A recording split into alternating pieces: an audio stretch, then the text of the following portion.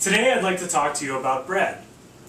Many things have been said about bread over the years, from the surreal, as in, a loaf of bread, the walrus said, is what we chiefly need. Pepper and vinegar besides are very good indeed. And if you're ready, oysters dear, we can begin to feed. Now that's from The Walrus and the Carpenter by Lewis Carroll. To the communal, we have learned to see in bread an instrument of community between men. The flavor of bread shared has no equal. That's from Antoine Saint-Exupéry, a French poet. To the playful, honest bread is very well. It's the butter that makes the temptation. That's from Douglas Jerrold, an English playwright. And finally, the blunt. Without bread, all is misery. That's from William Cobbett, who's a British journalist. According to the Southern Utah University's website, early Egyptian writings encouraged their parents to send their children to school with plenty of beer and bread for lunch. I don't know about the beer part, but as far as the bread goes, I think that's sage advice. And if you're anything like me, the idea of warm bread fresh from the oven is almost hypnotic, and the smell of it certainly is. But the thought of making it at home can be a little bit intimidating. So, I found a recipe from the New York Times that describes 3 easy steps for making fresh bread at home that's crusty, flavorful, and will make your whole house smell like a bakery. Step 1 is the easiest and starts the night before. So step 1 is making your dough, and the first thing you need to do is gather your ingredients. So you're going to need 3 cups of all-purpose flour. You can use bread flour too here, that's fine. You need a 1/4 teaspoon of yeast. That's instant yeast. You want 1 1/4 teaspoon salt. You want 1 5/8 cups water. And then you're going to want a little bit of cornmeal for dusting, so just the regular cornmeal will do. The tools you're going to need are an oven. You're going to want a kitchen towel and a cast iron or clay pot with a lid. The important thing about this pot is that it can go in the oven. It retains heat and can go in the oven. So the first thing you're going to do is mix all your ingredients in the bowl, just together like this. And I usually use my hands, but you can use a wooden spoon like this. And I'm doing that now because I'm giving a speech. I don't want to get them dirty. But all you do is mix it up. You don't have to over-mix it. It's not a big deal. It can look a little bit dry and crumbly. The important part is that you get everything in the bowl. And even just like that is plenty good. So after it's mixed up like that, you're going to cover it up with plastic wrap. It's important to keep it from drying out. And you're going to let this sit for anywhere from 12 to 24 hours. So just leave it overnight. And the point of letting it rest is twofold. Normally with bread you want to knead the dough, and what you're doing is you're working the glutens and lining up proteins to create structural integrity within the bread. And when you cut into bread and you see those holes, it's the structure of the bread that holds those holes in. But we're not going to knead this dough. We're going to let time do the kneading.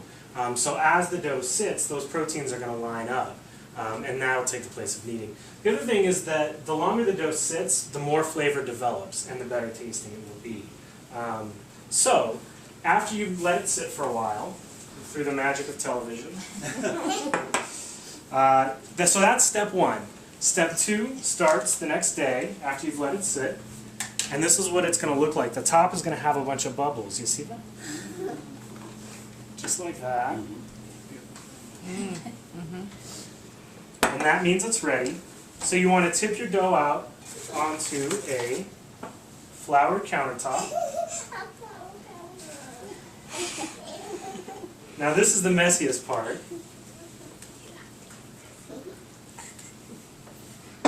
So you just want to fold it over onto itself a couple times like this.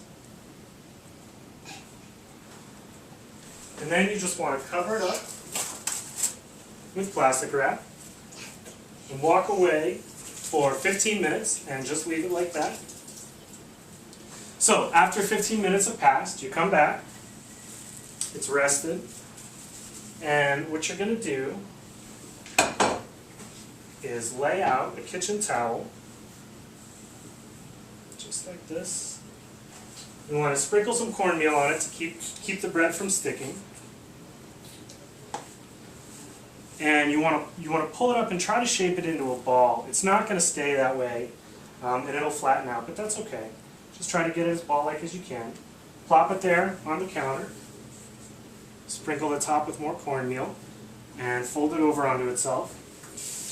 And you're just going to let it rest like that for 2 hours. So, let's see. So that's the second step. The last step is the most fun, and it certainly smells the best. In the third step, we're going to bake our bread. So you want to preheat your oven to 450 degrees, and the thing about that is you want to do it with the pot inside, with the lid on top of the pot. What you want to do is get the pot screaming hot so that when you plop the bread into it, it creates that really flavorful crust. So you're going to preheat the oven to 450 degrees with the pot, and you want to do this for an hour. And so after this has been going for 2 hours and this has been getting hot for an hour, you're going to open up your oven, you're going to take the pot out, and all you want to do is just pick this up and plop it right into the pot. And you cover it back up, put it in the oven, and let it cook like that for 30 minutes. After 30 minutes are out, you want to take the lid off, put it back in the oven, and let it cook like that for another 15 minutes until the top is golden brown and looks something like this. Wow. Oh, yay! There's the top.